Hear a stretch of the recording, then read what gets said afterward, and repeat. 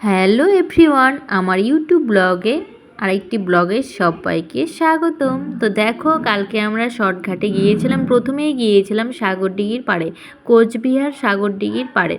তো তখন বাজে 3টে। তো তখনও সেরকম ভিড় হয়নি, সবাই আসছিল।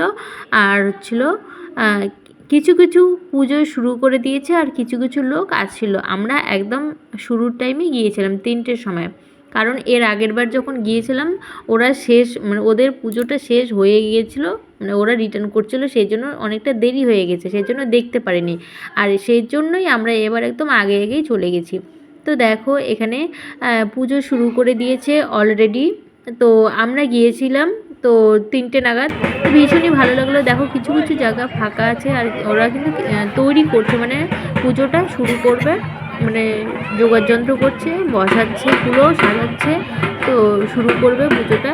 আর এই পুজোটা দেখতে কিন্তু আমার কিন্তু ভীষণই ভালো লাগে। তোমাদের যদি ভালো লাগে অবশ্যই আমাকে কমেন্টে জানাবে। আর এটা হচ্ছে সাগরডিঘির পাড়ে।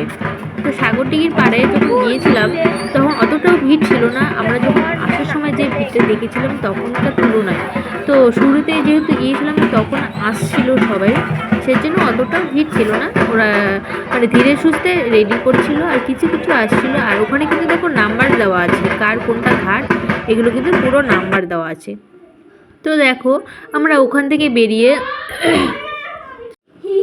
তারপর দেখো আমরা রওনা দিলাম তোরসা ব্রিজের ওখানে। তো তোরসা ঘাট মানে ফাঁসির ঘাট। তো সেখানে রওনা দিলাম। বাইকটা কিন্তু অনেক আগেই রেখে দিয়েছি, কারণ অনেক জ্যাম হয়েছে, তার জন্য অনেক আগেই রেখে দেয়। তো দেওয়ার পরে এই যে আমরা রওনা দিলাম তোরসা নদীর দিকে। তো সেখানে কিন্তু প্রচুর ভিড় ছিল, তোমরা রাস্তা দেখেই বুঝতে পেরেছো, প্রচুর ভিড় ছিল। সেই ভিড়ের মধ্যে হাঁটছি, আর ওখানে কিন্তু ভীষণই ভিড় হয়। আমি এবার প্রথম যাব, এর আগে কিন্তু গিয়েছিলাম, অতটা ছিল না, অনেক বছর আগে। আর এমনিতে আমাদের এদিকে আরও অনেক ঘাট আছে, সেখানে হয়, অনেক নদী আছে, সেখানেও হয়।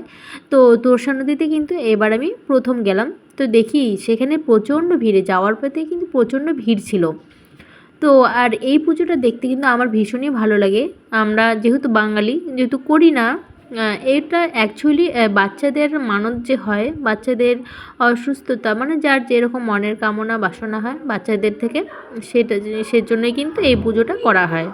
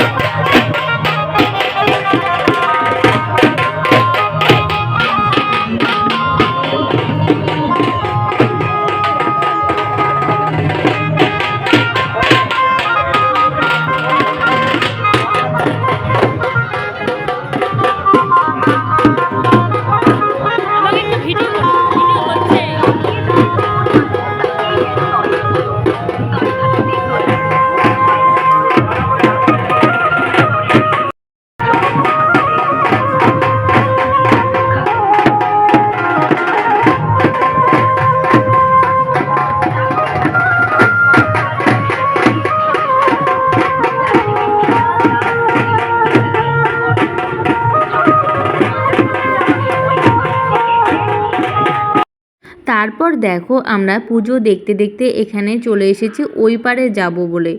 এই যে বাঁশের যে সাঁকোটা আছে, সেখানে বাঁশের সাঁকো দিয়ে আমরা কিন্তু এখন ওই পারে যাচ্ছি।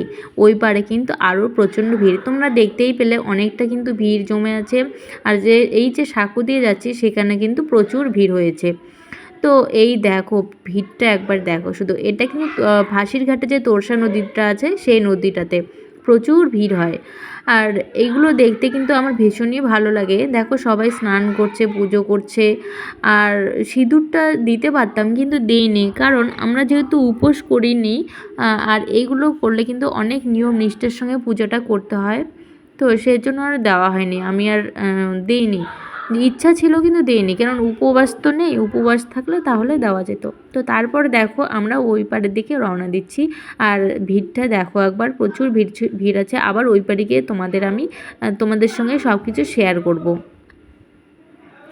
ওই পারে যাচ্ছি, দেখো মানে কেউ কেউ দেখে আসে, যেহেতু আমরা সাগরডিঘি থেকে তারপরে ওই পারে যাচ্ছি, সেহেতু কিন্তু একটু লেট হয়ে গেছে যেতে।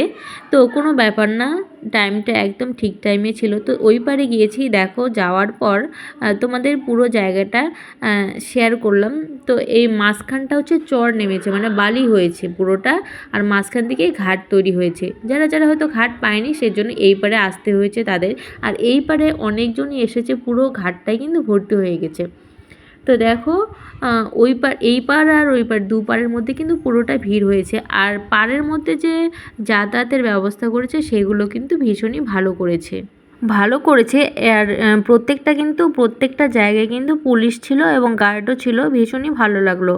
তো সবার একটা ধর্মের প্রতি তার যে মানে সচেতনতা বোধ আছে, সেটা কিন্তু সব জায়গাতেই আছে।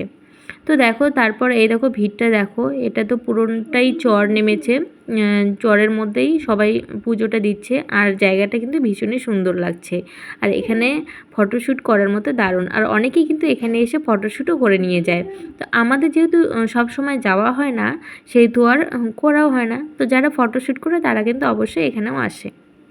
তারপর দেখো ডালি নিয়ে ওরা রওনা দিচ্ছে, মানে পুজো হওয়ার পর রওনা দিচ্ছে। আমরাও তাদের পিছন পিছন রওনা দিচ্ছি, দেখে টেকে তারপর আমরাও ওদের পিছন পিছন রওনা দিচ্ছি। তো প্রত্যেকজনটা ডালিটা কি সুন্দর করে সাজিয়েছে দেখো। আর প্রত্যেকজনকেই কিন্তু ডালি নিয়ে যে যাচ্ছে ভীষণই সুন্দর লাগছে দেখতে, তাই না? তো এইগুলো দেখতে কিন্তু সবারই ভালো লাগে। দেখো প্রচণ্ড ভিড়ের মধ্যেই যাচ্ছি, তো প্রচণ্ড ভিড়ের মধ্যে সবাই ডালি নিয়ে যাচ্ছে মাথায় করে, আমরাও তাদের পিছন পিছন যাচ্ছি। আর ডালিটা করে কিন্তু ভীষণই সুন্দর সাজিয়েছে। তো এইগুলো দেখতে কিন্তু সবারই ভালো লাগে।